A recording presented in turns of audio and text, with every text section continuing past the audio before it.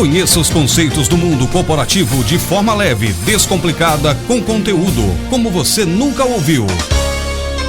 No ar, Gestão à Vista. Olá, podcaster, já estamos de volta aqui com o Gestão à Vista. Você já sabe, é o mundo da administração sem complicação. Papo leve, com muito conteúdo e com os nossos convidados a cada semana trazendo temas do mundo corporativo para você. Hoje estou tendo a oportunidade de receber aqui meu grande parceiro, irmão de longa data e um dos palestrantes mais famosos do Brasil, especialista em mudança, não tem ninguém melhor que ele, Marcelo de Elias, que vai bater um papo com a gente. A carreira do Marcelo você já conhece, acompanha todos os dias. Marcelo é consultor, é professor da FGV, da Fundação Getúlio Vargas e é palestrante profissional. Foi profissional de recursos humanos durante muitos anos e, obviamente, hoje ele estuda todas as nuances desse assunto que cada vez mais vem chamando a atenção do mundo corporativo, que é a gestão das mudanças, as mudanças que são sempre a única certeza que nós temos. Nesses tempos de pandemia, então, estar atento às mudanças pelas quais o mundo está passando é sempre muito importante. Marcelo, muito obrigado por ter aceito aí o convite para a nossa produção. Prazer ter você conosco aqui no nosso podcast, batendo um papo sobre mudanças. Ô Jorge, prazer todo meu, é sempre uma alegria muito grande estar com você, em especial a todos os projetos em que a Rádio Mantiqueira, né, é envolvida ou está à frente, porque é uma alegria muito grande relembrar um pouquinho, nem que seja em outros ambientes, esse mundo, né, radiofônico que a gente tanto gosta e sente saudade. E também agradecer pela oportunidade de falar de um tema que eu gosto, né? Afinal, toda vez que a gente fala sobre aquilo que acredita e sobre aquilo que tem prazer em falar e tem como missão ajudar as pessoas a entenderem, é sempre uma honra, né? Então, obrigado pelo convite, vai ser muito interessante esse nosso bate-papo. Legal, Marcelo. A gente sempre brinca com os nossos convidados aqui que a gente sempre vai pelo princípio. Quando que surgiu? Acho que essa é uma curiosidade que talvez você conte isso nas palestras ou em ambientes internos, mas talvez, assim, para o público em geral, isso não seja uma coisa tão comum, não seja uma informação que você todos os dias vai colocando nas suas mídias, nos seus meios de comunicação. Como é que surgiu essa experiência de migrar para esse estudo da questão da mudança? Quando que surgiu essa fagulha, essa centelha, você falou, bom, isso aí é um assunto bacana que merece um estudo mais aprofundado. Nossa, que legal essa pergunta, Jorge. Na verdade, é algo que realmente eu não costumo falar muito, a não ser que me perguntem, né? E eu acho legal falar um pouco disso, né? Bom, na verdade, o que acontece? Eu sempre fui, como pessoa favorável e ativista da mudança. Nunca gostei de rotina, nunca gostei de coisas que fossem repetitivas. Então, até por perfil pessoal, cada um explica de um jeito. Aqueles que são um pouco mais esotéricos ou astrológicos dizem que é do signo, né? Sou do signo de Gêmeos, que, segundo dizem, é um signo que gosta naturalmente de mudanças, não gosta de rotina. Então, eu sempre gostei, enquanto pessoa, né? Enquanto indivíduo disso. Mas a minha vida profissional também foi cheia de mudanças. Eu sempre me dei essa oportunidade de tentar coisas novas. E quando um trabalho estava indo bem, era quando eu sentia vontade de sair daquele e fazer para outro. Aí já é uma mistura do que eu sou como indivíduo, como pessoa física, mas também como pessoa profissional, né? Mas isso também vem acontecendo nos CNPJs que a gente foi encontrando no caminho, né? Enquanto eu fui profissional de recursos humanos, eu tive a chance de ajudar muito as pessoas em processos de mudanças pessoais. Como eu fui executivo de RH, mas na parte e a minha origem é treinamento e desenvolvimento, eu sempre trabalhei muito com essa questão da mudança comportamental, né? Tanto que na empresa que eu trabalhava, na Maxon, eu sempre tive a chance de realizar, seja eu mesmo, né, à frente, ou seja, contratando consultorias, uma delas a Franklin Covey, que você também conhece, para ajudar as pessoas a fazerem mudanças pessoais. Então, assim, isso é uma crença muito individual de que até mesmo na vida profissional e até mesmo para a melhoria de resultados nas empresas, a gente precisa melhorar o indivíduo, né? A gente precisa melhorar o indivíduo. E o que é melhorar se não mudar, né? Se não mudar mindset, mudar comportamento, mudar posturas. Só que outras coisas foram acontecendo e que me tornaram alguém não só conhecedor, mas por apaixonado em conhecer mais esses assuntos. Quando eu trabalhei, né, como profissional de RH, executivo de RH, a empresa que eu trabalhei passou por um grande processo de aquisição e fusão, né, que a gente chama na linguagem técnica de M&A, mas esse processo de M&A foi curioso porque a empresa que eu trabalhava, ela comprou uma outra, só que o curioso é que, normalmente, você sabe também, Jorge, quando uma empresa compra outra, a empresa que compra, ela implanta a cultura dela na outra. Sim, e na que eu trabalhava, não. Como a empresa menor comprou a maior, a gente teve que arrumar uma forma de aproveitar muito da cultura da empresa maior, que foi a comprada, entendeu? Foi muito curioso isso, uma empresa menor comprou uma multinacional. Então, o que acontece? Eu participei ativamente desse processo que unia a questão do planejamento estratégico, como fazer os dois negócios se fundirem para multiplicar resultados e não perder resultados, né, para poder aproveitar a sinergia de resultados, mas de um jeito que preservasse parte da cultura da empresa original, aproveitasse muito da cultura da empresa que chegava, como construir uma nova cultura que abraçasse isso tudo. Então, nós estamos falando do quê, Jorge? De mudança cultural. Aí pegamos a parte mais difícil. Porque quando a gente fala de mudar tecnologia, mudar processo, mudar sistema, mudar máquina, as pessoas podem achar difícil. É porque elas nunca participaram no processo de mudança cultural, velho. Aí o negócio é louco. Então, aí eu me envolvi em tudo isso, né? Desde a comunicação interna, treinamento, desenvolvimento, sensibilização, projetos de fusão. Então, foi isso tudo. Depois eu comecei a trabalhar, né? Ou melhor, já trabalhava como professor da FGV, mas aí eu comecei a trabalhar mais fortemente na Fundação Dom Cabral. A Fundação Dom Cabral, ela me chamou para trabalhar muito com empresas mesmo, dando treinamento dentro de empresas. E, para minha sorte, a maioria delas eram empresas que estavam passando por mudanças e que precisavam de mudanças em processos de gestão de pessoas, em processos de inovação. Fomos estudar o mestrado, inclusive fomos colegas de mestrado. Sim. Escolhemos o mestrado o quê? Em inovação. Inovação o quê? Nada mais é do que a mudança. Então, enfim, não tinha como fugir, cara. Eu acho que foi uma mistura de destino, sorte e escolha, né? E agora, transformar isso num negócio foi um momento da minha vida, né? Aí, quando foi mais ou menos há 4 anos atrás, ao perceber que tudo que eu falava passava por mudança, seja pessoal, futuro, inovação, seja o que for, aí eu criei a Universidade da Mudança, que hoje é o maior portal de conteúdo, Jorge, sobre gestão de mudanças do Brasil. Então, eu lancei isso, foi um sucesso, a minha carreira de palestrante foi tendo sucesso junto com isso, porque quanto mais gente falando de mudança, mais meu nome era lembrado, enfim. E agora na pandemia, então, meu amigo, que não fala outra coisa, não sei mudança, a gente tem trabalhado bastante. É mais ou menos por aí. Perfeito, não tenha dúvida disso, que essa é uma questão bastante interessante. Marcelo, quando você citou aí que temos, né, até para quem está acompanhando a gente sabe dessa situação também, a questão é, normalmente nós trabalhamos o processo de mudança, ele está ligado às pessoas e também às organizações. Dentro do seu trabalho, a gente principalmente conhece bastante, conhece a portfólio de palestras e também artigos e tudo mais, você busca os dois momentos. E a gente nota que nos últimos tempos, principalmente, você trabalha em cima de um conceito universal, que é a questão do mundo VUCA, né? E agora, inclusive, com uma nova palestra aí dos VUCalistas. Explica pra gente, até porque tem muita gente ainda que acha isso bastante novo, apesar de você já trabalhar isso há bastante tempo. O que é essa questão do mundo VUCA e o que são os VUCalistas que você está trabalhando nesse novo projeto da nova palestra? Nossa, que legal, Jorge. Eu gosto muito de falar disso também e falo há bastante tempo. Você é prova disso, a gente já se conhece há muitos anos, né?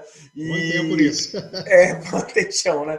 E o legal, Jorge, é que assim, hoje é muito forte falar em VUCA, mas assim, eu não vou dizer que eu fui um dos primeiros, seria muita pretensão, mas assim, eu falava quando pouca gente falava, porque esse tema me chamou muita atenção há muitos anos atrás, e quando eu conheci o termo VUCA, foi antes mesmo dele ser popularizado para as questões relacionadas a esse mundo da gestão, né? Você sabe que o termo VUCA ele surgiu nos meios militares, né? Lá nos Estados Unidos, na década de 90, quando os próprios militares eles diziam que o ambiente de guerra é um ambiente VUCA, né? Então esse termo foi muito usado por eles.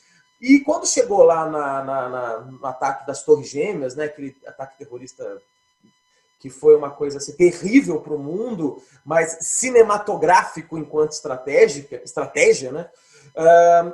Essa palavra voltou muito forte também ainda nos meios militares para explicar o seguinte, que as coisas acontecem de maneira inesperada, parece que está tudo bem e de repente coisas acontecem que sejam 2 aviões colidindo com as Torres Gêmeas e outro indo em direção ao Pentágono. Então aquilo tudo voltou. Aí começou a falar de novo que o ambiente é VUCA, o mundo é VUCA.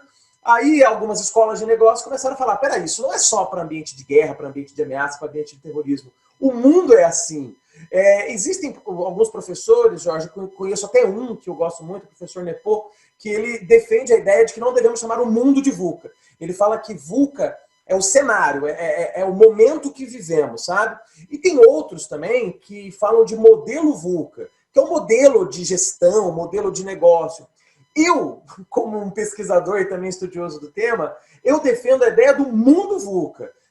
Ela não contradiz as outras, sabe, Jorge? Mas ela abraça de maneira mais ampla. E o que é mundo VUCA?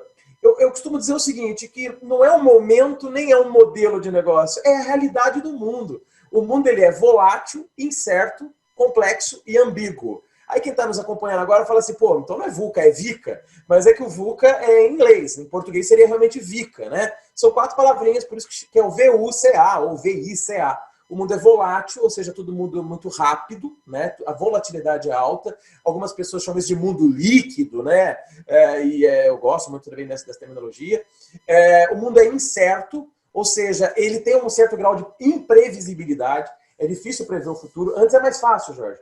Antes não precisava ser um João Bidu para prever o futuro, um Walter Mercado, uma Mãe de Ná. Apesar de que, Jorge, no final do ano passado, ficou famosa uma previsão do João Bidu, que dizia que em 2020 o ano seria muito tranquilo, geração de muitos empregos, para você ter uma ideia. Então nem os gurus acertavam mais. E é isso, né? Existe um grau de imprevisibilidade que faz com que seja difícil. Antes era mais fácil, porque o que era o futuro? O futuro é uma repetição melhorada do passado. Hoje o futuro é uma disrupção do passado. Então, por conta disso, a gente tem a convicção que o mundo ele tem um certo grau de imprevisibilidade, né? Tem o C, que é a complexidade. O que é complexidade, Jorge? Complexidade é diferente de... Complexo é diferente de difícil. Né? Tem gente que acha que é sinônimo. Não é. Difícil é algo que você quer fazer e tem alguma barreira. Isso é difícil. O que é complexo? É algo que você quer fazer e tem inúmeras variáveis inseridas naquilo. Você tem que considerar inúmeros pontos e você tem que ter uma habilidade de encontrar um nexo entre esses pontos para poder achar uma solução, achar uma alternativa. Isso é complexidade. O contrário de complexo não é fácil. O contrário de complexo é simples, certo? Então, complexidade isso que estamos vivendo. E essa 4ª palavrinha, ambiguidade, que nem todo mundo usa do jeito certo, mas o que é ambíguo? Ambíguo é justamente algo que não tem uma resposta única, não tem um caminho único. O que é certo hoje, amanhã pode ser errado, que mistura-se com a imprevisibilidade, com a complexidade. Mas a ambiguidade é o seguinte, de repente eu estou seguindo um caminho e ele é certo até hoje. Chega amanhã, você já tem que esquecer aquele caminho porque aquela resposta não responde mais as suas perguntas, né? Tem uma frase muito conhecida que fala assim, né? Quando aprendi todas as respostas, mudaram todas as perguntas. Isso aí é um exemplo bacana da questão da ambiguidade. Isso aqui todo mundo fala de VUCA, tem gente que fala de MUVUCA, colocaram mais 2 letrinhas, que é Meaningful e Universal, ou seja, algo que tenha significado e seja universal. Tem gente que chama de VUCA, com H no final, porque aí colocou H de hiperconectividade. Tem um cara, um americano muito bacana, que fala do VUCA Prime, que é o antídoto para o VUCA. O que você tem que ter para poder navegar no mundo VUCA, mais focado em liderança. Então, muitas pessoas foram navegando nesse tema, ampliando, né? E um deles sou eu. Então, o que eu fiz? Eu fiz uma pesquisa, modéstia à parte, bastante extensa e intensa, para tentar identificar o seguinte, tá? Então, já que o mundo é VUCA, como é que tem que ser o profissional desse mundo VUCA? Aí eu lancei mão do VUCA Prime, que é um modelo de ações de liderança para navegar bem no mundo VUCA. Eu fui buscar referências do Walter Longo, que você também conhece muito bem, sei que você admira, né? Que é um grande palestrante, escritor, que fala do nexialismo. Fui buscar referência em outras fontes, fomos beber em inúmeras fontes, tem um negócio chamado capacidade dinâmica, tem o pensamento antifrágil, que você também conhece, tem o pensamento ágil, a mentalidade lean, pensamento enxuto. Então eu fui montar esse quebra-cabeça. Não foi fácil. Modéstia à parte, não foi fácil. Mas eu consegui, Jorge, chegar em 5 habilidades, em 5 competências, que são competências essenciais para qualquer profissional, seja ele um empreendedor do próprio negócio, seja funcionário de uma empresa, seja o que for, que são as competências cerne, né, para que as pessoas tenham prosperidade e bons resultados no mundo VUCA.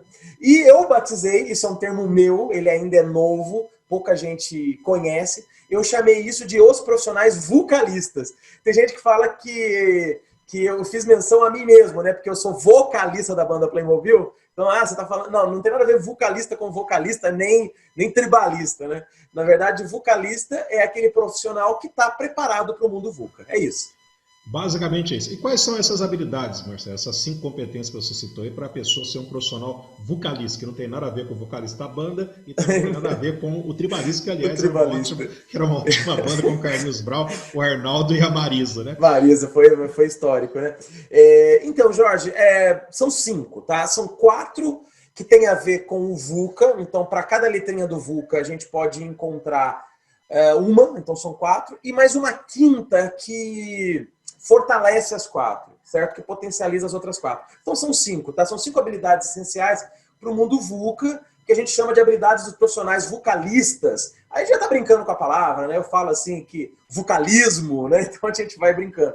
Mas assim, olha, já que o mundo é volátil, qual que é o antídoto para o mundo volátil? Você ter uma visão, uma clareza do que você quer, certo? Então, para o mundo volátil, a gente precisa de uma habilidade que a gente chama de habilidade de visionário antecipador. O que é o visionário antecipador? É aquele cara que tem a capacidade de observar tendências e oportunidades, por isso que ele é um visionário, mas ele antecipa isso para o presente. Ele visita o futuro e traz para o presente, entende? É aquele cara que vai lá em frente e fala assim, peraí, o que o mundo vai precisar daqui a algum tempo, e como eu já começo a antecipar isso no meu negócio, na minha realidade, no modelo de negócio, numa necessidade do cliente, entendeu? Então, uma das habilidades é isso, visionário antecipador. A outra é o seguinte, já que o mundo é incerto, a gente precisa do antídoto chamado entendimento. A gente tem que ter um entendimento das situações para poder trabalhar no ambiente de incerteza. Então, qual que é a competência que a gente precisa para isso? É uma competência que eu batizei de pesquisador analista. São sempre competências, assim, nomes compostos, viu, Jorge? É o pesquisador analista. O que é o pesquisador analista? É aquele cara que pesquisa os cenários, pesquisa os números, pesquisa os algoritmos, pesquisa as variáveis e analisa para tomar decisão. Então, o que é isso? As decisões antes eram muito empíricas, certo? Não que a intuição não seja válida, porque no mundo de mudança a intuição tem algum sentido, por incrível que pareça. A gente chama isso de habilidades abstratas, né? Mas, numa concretude, eu diria para você que quando você pesquisa esse cenário, pesquisa o que o cliente precisa, pesquisa o ambiente, pesquisa como as pessoas se comportam, né? E você conhece bem Design Thinking, que é uma forma de pesquisar, né, o comportamento do cliente, né? E analisa isso para tomar decisões, você está sendo pesquisador analista. Falei de duas, visionário antecipador, pesquisador analista. A outra é o seguinte, já que o mundo é complexo, né, tem muitas variáveis, qual que é o antídoto, né? Seria um pouco mais de clareza no que a gente quer. Porque é o seguinte, Jorge, num ambiente complexo, quando a gente tem clareza do que a gente quer, a gente tem mais facilidade de juntar os pontos, entende? Então, a competência que a gente precisa para isso é o que eu chamo, e nisso eu peguei emprestado uma palavra, que é a palavra do Walter Longo, que eu chamo de desbravador nexialista. Né? Você conhece o Walter Longo, ele fala de nexialismo. O que é nexialista, Jorge? Nexialismo. Nexialismo é você encontrar o nexo entre as variáveis. É você perceber uma coisa do hoje, outra do amanhã, perceber uma coisa mais analítica, uma outra mais de intuição, e achar o nexo nisso tudo, sabe? Então isso é ser nexialista. Mas eu digo que a competência que a gente precisa é desbravador nexialista. O que é isso? Eu tenho que perceber esse nexo entre as variáveis e tenho que ser um desbravador. O que é um desbravador? Eu tenho que abrir o caminho no peito, né? Porque já que ninguém está enxergando o nexo, eu tenho que enxergar o nexo e tenho que empreender isso internamente na minha empresa, né? Como um cara que cria projetos e soluções, como também como empreendedor, né? A quarta habilidade, que é para um profissional vocalista, é aquela que encaixa bem num ambiente de ambiguidade. Porque já que o mundo é ambíguo, o que a gente tem que ser? Tem que ser ágil, concorda? Porque a gente já tem que perceber as mudanças e se reinventar nas mudanças. Então, qual que é a habilidade que a gente precisa? Aí eu busquei também emprestado um termo que é do Nassim Taleb, que o pessoal chama de Nassim Taleb, né? Que é um matemático que fala de economia e tal, que ele fala de antifragilidade. Então eu digo que a quarta habilidade do profissional vocalista é o veloz antifrágil. Por que veloz antifrágil? O que é antifrágil, Jorge? Antifrágil é diferente de robusto, né? As pessoas acham assim, qual é o contrário de frágil? Normalmente a gente acha que o contrário de frágil é algo robusto, né? Frágil é algo que quebra. robusto é algo que não quebra, concorda? Mas não é. O contrário de frágil seria antifrágil. Não tem uma palavra melhor, viu? Antifrágil é assim. Frágil é algo que piora, quebra, se destrói em função de uma adversidade. Antifrágil é algo que melhora em função da adversidade. É o contrário. Então é assim, por exemplo, o mundo está em crise. Eu vou piorar os meus resultados? Não, você pode perceber necessidades na crise e ter resultados melhores, como algumas empresas estão fazendo agora na pandemia. Então o que é isso? O cenário o profissional antifrágil é aquele que consegue perceber oportunidades e faz algo, acha uma solução para o mundo, acha uma necessidade para a empresa, que faz a empresa ser melhor após a dificuldade. Só que não basta ser antifrágil, tem que ser veloz antifrágil. Ou seja, além disso, tem que ser rápido. Então, essas 4 habilidades, Jorge, elas suprem os 4 pontos, né? O VU, o C e o A do VUCA. Mas tem uma 5ª habilidade, já que eu falei que são 5, que ela dá suporte para as 4, tá? Que é o que a gente chama de aprendiz ágil. Porque você não vai conseguir ser isso se você não tiver capacidade de aprender e aprender rápido, entendeu? Você tem que aprender com os cenários, aprender as necessidades, desenvolver novas competências, aprender com as tecnologias, com a transformação digital, e tem que ser ágil. Então, essa capacidade de aprender, muitas vezes deixando para trás as velhas certezas, ter essa humildade, inclusive, de aprender aquilo que você acha que não vai ser útil num primeiro momento, mas é muito útil para o seu desenvolvimento de inovação. E de maneira rápida, maneira ágil, tem mais sucesso para ter as outras 4, entendeu? Então, só revisando: visionário antecipador, pesquisador analista, desbravador nexialista, veloz antifrágil e aprendiz ágil. Essas são as características e habilidades de um profissional vocalista.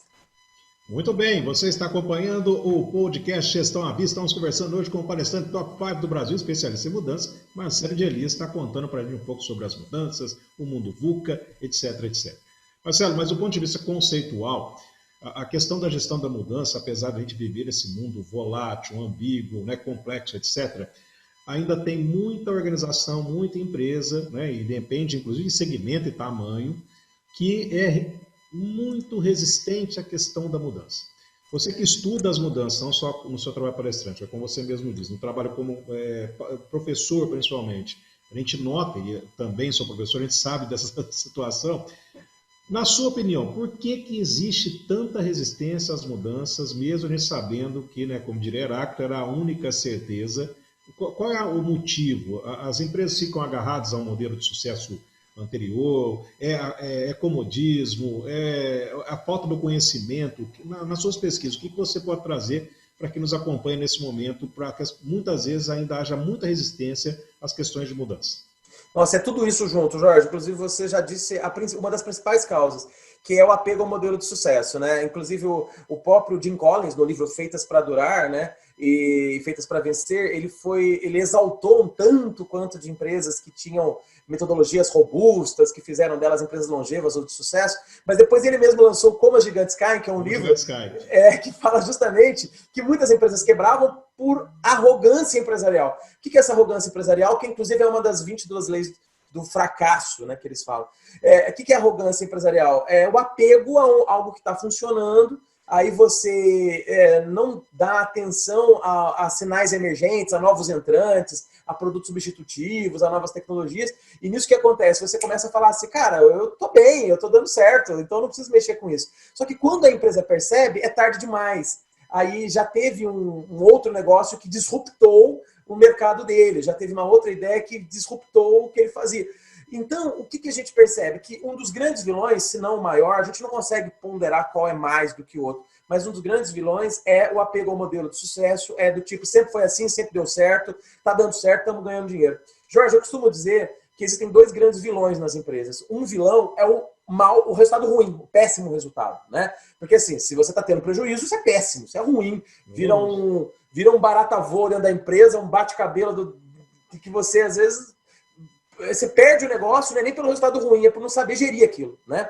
Mas sabe qual que é o outro vilão da empresa? São os ótimos resultados. Aí você fala, agora o Marcelo viajou, né? Como assim são um vilão? Sim, ele é um vilão porque ele nos faz acomodar.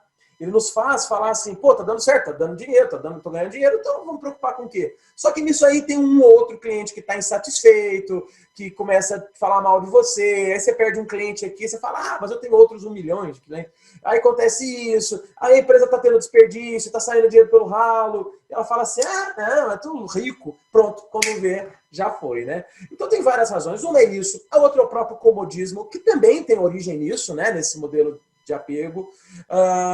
Tem um medo da mudança, que é natural, né? Porque, assim, mudar predispõe a ideia de que você precisa aprender coisa nova, tentar novos caminhos, e o que é mais confortável do que se não fazer os caminhos que sempre fizemos, né? Mas, Jorge, eu queria aprofundar ainda mais, apesar do tempo escasso, mas de maneira curta, aprofundar ainda mais isso. Sei que você também gosta muito de assuntos ainda mais aprofundados. E a gente pode até, Jorge, buscar lá na neurociência. O cérebro humano, porque o que é uma empresa? Uma empresa é composta de pessoas. E o que são essas pessoas? Um monte de cérebrozinhos que reagem e agem dentro do trabalho, estão trabalhando. Sim. Então, o que acontece? O cérebro humano, ele é neófilo. O que é isso? Ele adora a novidade. Só que ele adora a novidade desde que a novidade não impacte a rotina dele. Exatamente. Então, pronto. Tá? Por isso que eu falei, vou tentar simplificar de um jeito muito simples. Eu acho que conseguimos. É isso. Se o cérebro humano, ele briga quando algo novo chega, porque ele prefere o caminho já percorrido, as sinapses já testadas e aprovadas, ele não quer ter momentos de insegurança e incerteza, quando vem uma ideia nova, o que acontece? Faz do jeito que você sempre fez. Não faz de novo. Então, Jorge, isso tem uma dimensão tanto cultural, sistêmica, que é a própria empresa no seu mecanismo e modelo de gestão, na sua cultura, né? A cultura pode predispor a empresa não mudar, como a cultura pode ser um favorável à mudança, mas tem a questão individual. O próprio ser humano, ele não gosta naturalmente da mudança, a não ser que ele perceba um propósito, uma margem de segurança naquilo, ou ele é muito doido, né? Do tipo assim, eu gosto da mudança mesmo, e se der errado, dane-se, né? O que não é a maioria das pessoas. Essa é uma parte bem pequena da humanidade. Até eu que gosto de mudança tem juízo, né? Não, sim, eu acho que é uma situação natural, inclusive, sim. Porque quando se fala em mudança, o assunto é muito rico, né? A gente poderia ficar aqui, dá para fazer uns 6 a 10 podcasts só com o tema, não tem a dúvida disso. Mas é claro que a gente está centrado nessa questão da lição da mudança. E agora nós temos um ambiente, né? Talvez o mais incerto, volátil, complexo e ambíguo, Marcelo, dos últimos 100 e poucos anos. Né? Você também gosta de história, como eu, e a gente nota que eu já estudava as questões das pandemias, epidemias, até por curiosidade histórica. Sim. Mas toda vez que a gente nota que teve uma grande pandemia, como a que a gente está sendo, infelizmente, assolado agora, o que acontece? A humanidade ela é obrigada a se reposicionar, né? A sociedade é obrigada a buscar novos caminhos, muitas vezes de forma, né, não natural. Aquilo vai te empurrar. Nós estamos vivendo essa situação agora com o advento aí do coronavírus. Esse ambiente, ele é ideal para quem gosta da mudança realmente? Esses ambientes mais incertos. Quem gosta da mudança e quem adota isso, não só como filosofia de vida, estamos falando das pessoas, mas também como uma mentalidade empresarial, eles conseguem navegar melhor essa onda da mudança causada por um fator externo tão forte quanto uma pandemia? Sim, Jorge, na verdade, assim, as crises, sejam pandêmicas ou não, porque a gente está vivendo muito uma crise pandêmica que tem impacto na crise econômica, mas a gente vem de crises em crises, principalmente o Brasil. Mas por quê? Porque tudo que gera uma disrupção no modelo de ação, ele é uma crise. Então tem crises tecnológicas, crises sociais, crises políticas, que normalmente são crises de confiança e que desencadeiam crises econômicas, e tem as crises sanitárias. As crises sanitárias, na minha opinião, são as piores delas porque elas deixam sequelas indeléveis, como, por exemplo, mortes e sequelas de saúde, isso é terrível. Mas, assim, apesar disso, a gente percebe, Jorge, que as crises elas fazem um grande favor para a história. Qual que é o favor que elas fazem para a história? Elas emprestam para as pessoas um sentido de urgência para aquilo que vinha numa certa linearidade de desenvolvimento. O que eu quero dizer com isso? As crises, elas antecipam tendências, elas aceleram futuros. Vamos pegar um exemplo, você gosta muito de história, tanto quanto eu, mas eu acho que até mais do que eu, e você vai dizer assim, e você sabe que na Segunda Guerra Mundial, Foi quando o mundo teve o maior avanço tecnológico possível na época. Claro que agora, com a invenção do computador, o avanço tecnológico é muito maior. Você sabe o que mais evoluiu o mundo? Não foi a invenção do computador, né? Foi a invenção da internet. Então, na época, na Segunda Guerra, nada disso existia. Mas naquela época, por conta das necessidades bélicas e de reconstrução da economia e das empresas, o mundo evoluiu tecnologicamente, né? Por conta da gripe espanhola, por conta da peste bubônica, a peste negra, tivemos grandes avanços sanitários, né, na medicina, na microbiologia. Então, o que acontece? Tem coisas, Jorge, que já vão crescendo ao longo do tempo, porque o mundo evolui. Mas quando tem uma crise como essa, o que acontece é que alguns desses fatores possuem uma aceleração. Que exemplo disso? Home office. Quantas empresas já flertavam com essa ideia, já vinham fazendo isso com algumas pessoas? Há muito tempo. Mas de repente aconteceu, opa, põe todo mundo em home office, né? Inclusive tem uma colega de RH, que é uma colega em comum que você também conhece, que ela dizia que a empresa dela estava 1 ano tentando implementar home office, com várias críticas e dificuldades, quando começou a pandemia, em 24 horas implementou, entendeu? Então, a mesma coisa, vender pela internet, marketplace, e-commerce, utilização de redes sociais, reuniões virtuais, evento, trabalho remoto, enfim. Até esse movimento do compre do pequeno, consumo consciente, são coisas que já tinham sinais. Responsabilidade social, quantos anos a gente fala disso, Jorge? Mas agora virou uma bandeira das empresas. Virou um mantra. Então, assim, o que as crises fazem? Elas antecipam futuros. Por que eu estou dizendo isso, Jorge? Porque a sua pergunta é muito pertinente. Um momento de crise inesperada como essa, de incerteza, de instabilidade, ela é promissora para alguns profissionais? Sim. Mas quais? Aqueles que antecipam futuros tanto quanto as crises, perfeito? Então, assim, se você é um profissional que tem esse olho de Tandera, lembra lá do Thundercats, do Lion, que usava a espada justiceira? Espada justiceira. E qual que era a frase dele? Espada justiceira, dê-me a visão além do alcance. Então, o profissional que tem o olho de Tandera, ou seja, ele tem essa capacidade de enxergar além do hoje, né? E consegue flertar com o futuro. Agora eu fui vintage, viu, Jorge? A palavra flertar não é tão usada mais. Flertar não é. Para você que não sabe o que é flertar, atenção. Paquerar. Paquerar, ficar. Né? Ficar, dar match. Dar match. Match do Tinder, né? Claro. Isso, do Tinder. Mas, cuidado com as palavras. Isso. Mas o que eu quero dizer é assim, aqueles que flertavam com o futuro, aqueles que já estavam de olho, sabe, em oportunidades e já passeavam por essas ideias. Por exemplo, aqueles que já usavam vendas virtuais, mesmo não sendo o principal canal de venda, aqueles que já tinham home office, mesmo que seja para algum pequeno grupo, certamente quando houve a mudança disruptiva, o que aconteceu? Pronto, eles tiveram mais facilidade para navegar em novos cenários. Então, as pessoas que vão se dar melhor nesses ambientes de mudança são aquelas que ponderam o hoje com o amanhã. São aquelas que têm uma execução primorosa do hoje, mas dedicam tempo a enxergar oportunidades, sinais e tendências. É o tal do olho de Tandera. Alguns professores, inclusive na Dom Cabral, onde eu dou aula, eles falam muito disso. Eles chamam de gestão ambidestra. O que quer dizer ambidestria? Ambidestria é escrever bem com as duas mãos, né? Então, normalmente a gente tem uma mão dominante, que é a mão que a gente escreve. A outra mão, para quem não é destro, para quem não é ambidestro, ele só vai desenvolver se houver muito esforço, né? Muito treinamento. Mas com treinamento você pode ficar ambidestro. Então é isso. A gente tem uma mão dominante, que aqui eu represento como a mão do presente, que é cuidar das coisas urgentes, cuidar daquelas coisas do dia a dia, vender o almoço para pagar o jantar, né? Pagar as contas, pagar boleto. E tem uma mão que tem que ser fortemente treinada, porque por natureza ela não é treinada, que é essa mão do fazer a gestão do futuro, sabe? Olhar sinais, olhar tendências, perceber oportunidades, cuidar do que é importante e não apenas cuidar do urgente. E você sabe bem, né, Jorge? O Stephen Covey já falava isso nos 7 hábitos. Na briga do urgente versus o importante, o urgente sempre vence. Ou seja, se a gente não desafiar, né? Nos desafiar a olhar o que é importante antes de virar urgente, a gente não consegue flertar com o futuro. E essa frase é minha. Para ter sucesso no presente, é preciso flertar com o futuro. Mas não é possível flertar com o futuro se você for casado com o passado. Pronto, essa é a frase de Elias, página 4, 2020. É isso? Frase lacradora.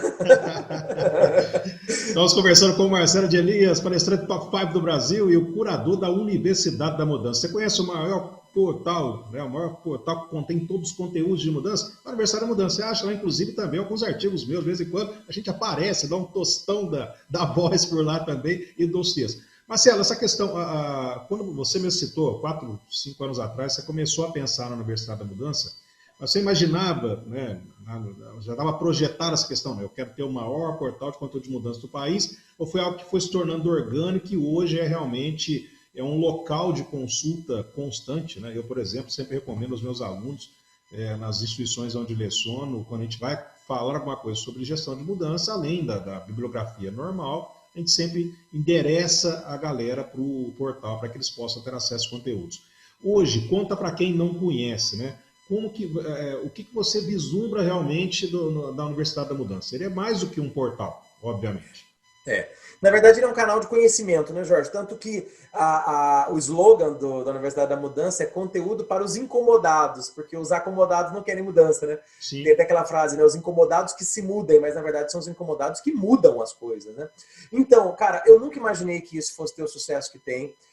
Até abrindo a caixa preta, né? Eu gosto muito de falar sempre a verdade, em especial com tantos amigos, né? Como vocês e pessoas que estão nos acompanhando, que assim, eu criei a Universidade da Mudança, sendo muito sincero, para ser um portal de conteúdo, para democratizar o conhecimento sobre gestão de mudança, inovação e futuro, mas também, não só por isso, como uma estratégia de negócios para o meu negócio de palestras. Porque como eu sou palestrante especialista em mudanças, é legal você estar, vamos dizer, lastreado a um projeto, a um movimento, e não apenas a você como pessoa física. Então, o que acontece? No começo de carreira, lógico que eu sou palestrante há mais de 20 anos, mas quando eu decidi focar exclusivamente a carreira de palestrante, deixando para trás lá a carreira de executivo, eu comecei a impulsionar e dedicar tempo, energia, recursos para poder fazer, vamos dizer, o meu nome se transformar num nome comprável enquanto palestrante. Mas no começo de carreira, Jorge, é muito mais provável que as pessoas se interessem por uma ideia, por um projeto, do que exclusivamente por alguém que é desconhecido, entende? Diferente de um Cortella, de um Karnal, que a gente já segue porque eles são ícones, são gurus. Então, eu criei a Universidade da Mudança com esses dois objetivos. Um mais puritano, né, do tipo, vamos democratizar a informação sobre mudanças, que é algo que eu acredito e gosto, e o outro mais estratégico, que era assim do tipo, peraí, se eu tiver um projeto chamado Universidade da Mudança, um portal de conteúdo, uma coisa assim, fica mais fácil do meu nome ficar meio que amarrado nisso. Tanto, Jorge, que em muitos eventos, em muitos lugares, ainda hoje, eu estava dando uma palestra, né, para o pessoal dos funcionários do SBT, e eu fui apresentado disso. Marcelo é fundador da Universidade da Mudança. Então, eu criei muito para isso, para estar lastreado o meu nome em alguma coisa que tem a ver com mudança. Mas, de repente, o negócio caiu no gosto popular das pessoas, das empresas. Pessoas que querem mudanças pessoais, sabe? Mudar hábitos, que querem mudar uma coisa que incomoda em si mesmo, se interessa pela Universidade da Mudança. A empresa que quer inovar se interessa. A empresa que quer fazer gestão da mudança para mudar uma cultura se interessa. Então, virou um hit, né? Para você ter uma ideia, nas redes sociais, de maneira orgânica, no Facebook, que é uma rede social que nem tanta gente mais tem frequentado, né? Tem 90 mil seguidores orgânicos, a gente nunca comprou seguidor, nunca pagou para ter seguidor. Então, é um negócio assim, que foi dando muito certo, né? Agora, o que a Universidade da Mudança está se transformando? Ela está se transformando, primeiramente, num canal multimídia, né? Ela era um site, depois ela foi para as redes sociais, hoje ela tem canal no Telegram, então a gente percebe que a gente tem que usar todas as oportunidades para comunicar. Ela tem um canal no YouTube, né? Então tem conteúdos específicos dela, isso que é legal. Alguns dos conteúdos são meus, mas muitos conteúdos são de colegas como você, Jorge, que tem conteúdos maravilhosos lá. Então ela é um hub, né, de conteúdos, né, sobre isso. Mas o que a gente planeja para o futuro? A gente planeja duas coisas. A gente vai transformar a Universidade da Mudança numa, entre aspas, numa universidade mesmo. Quando eu falo universidade, não é buscar referenciação no MEC e virar uma faculdade, não é isso. Mas ser uma escola de negócios também, assim, ela ter cursos, mas com formação em futurismo, em gestão de mudanças, em design for future, sabe? Foresight, coisa desse tipo.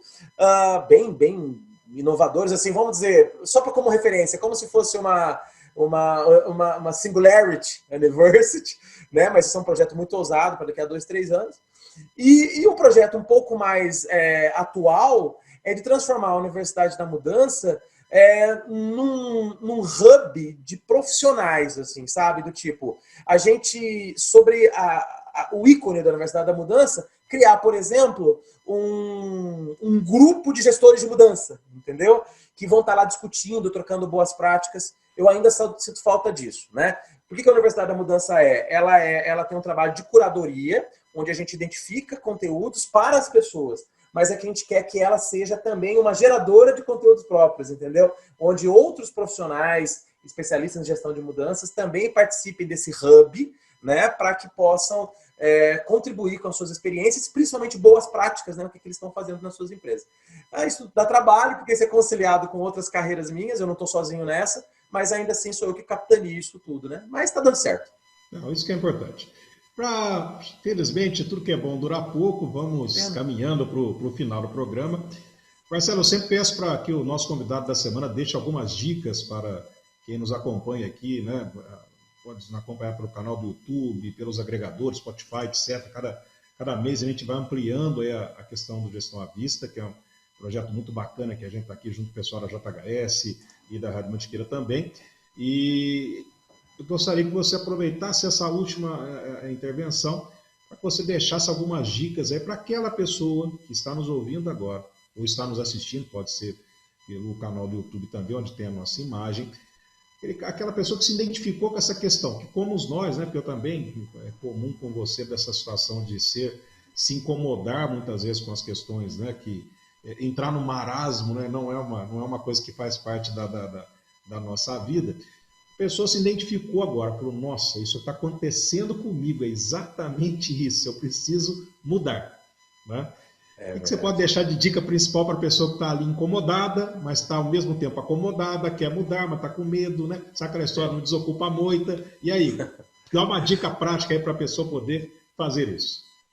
Show de bola, Jorge. Olha, eu vou dar uma dica primeiro, vou dar duas dicas. A primeira é uma dica sem vergonha, aproveitando essa oportunidade que você está me dando, né, de falar sobre o nosso trabalho. A dica é, segue a gente nas redes sociais, segue a Universidade da Mudança, porque essa dica é boa, porque, verdade, muita coisa que a gente quer já está lá, né?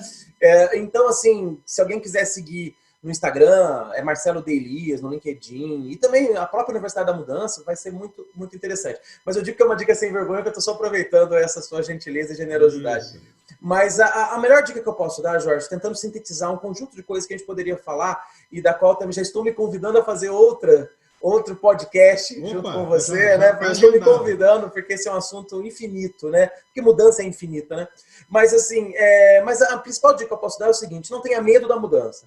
Por que eu estou falando isso, Jorge? Porque assim, a mudança normalmente ela assusta, né? Ela vem vestida de um monstrinho que a gente não conhece. Porque assim, a gente conhece o hoje, a gente não conhece o amanhã. A gente conhece o jeito que eu sempre faço, a gente não conhece o jeito que eu nunca fiz, né? Então, a mudança ela vem transvestida de medo, né, de um monstrinho que assusta. Mas quando eu falo não tenha medo da mudança, eu estou querendo ser o mais honesto e transparente o seguinte, a gente não vai mais viver ambientes sem mudanças. É isso. Se você tiver medo de mudanças, você não vai estar ajustado a esse mundo, que muita gente tem chamado de um novo normal, né, que não tem nada de normal. Mas assim, cara, não tem como a gente mais ter um pensamento do manter, certo? O pensamento do inovar. Não tem mais como a gente ter essa mentalidade do tipo, eu consegui um resultado, ufa, tô bem, ganhei dinheiro, tô bem. Cara, você pode perder do dia pra noite, entendeu? Não tem aquela coisa, agora acertei na mão, agora eu encontrei um jeito de fazer. Esse jeito vai ficar velho, vai ficar obsoleto, e se você não for a pessoa que vai batalhar pela sua própria obsolescência e inventar um negócio que vai substituir você mesmo, você vai perder. Então, assim, isso serve para quem é comerciante, empresário, industriário, para quem é funcionário, para quem é estudante. Estudante, Jorge, porque o estudante, de repente, ele está estudando uma faculdade que resolve um grande problema do hoje, mas não de amanhã. Ele está estudando engenharia, que é a engenharia do século XIX, entendeu? Que são princípios que não são tão mecatrônicos. Então, o que eu quero dizer? Se a gente tiver medo da mudança, o que a gente faz? A gente se apega no passado.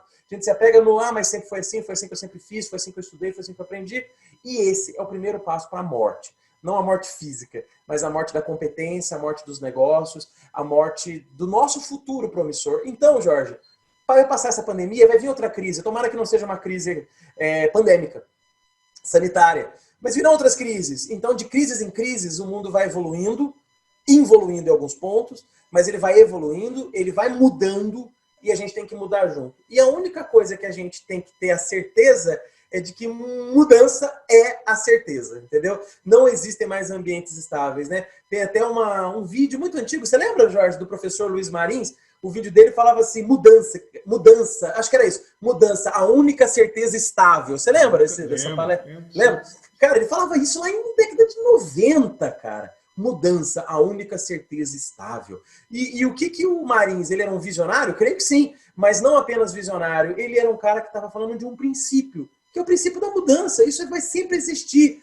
O problema é que a mudança vai ser cada vez mais acelerada, impactante e simultânea. Então, meu irmão, a gente não tem mais a chance de ser sempre o mesmo. A gente não tem mais a chance de ser sempre o mesmo. Marcelo, então tem que mudar tudo? Não. Você não pode mudar os seus valores e os seus princípios. Mas o resto, esteja disposto a mudar, porque o jeito de chegar lá vai ser cada vez mais diferente. Não digo difícil, mas cada vez mais complexo. Beleza? Maravilha. Meu irmão, muito obrigado. Eu agradeço. Produção, a gente agradece. Ficaríamos aqui horas, mas o povo já está fazendo o famoso, né? Olha o tempo, olha o tempo.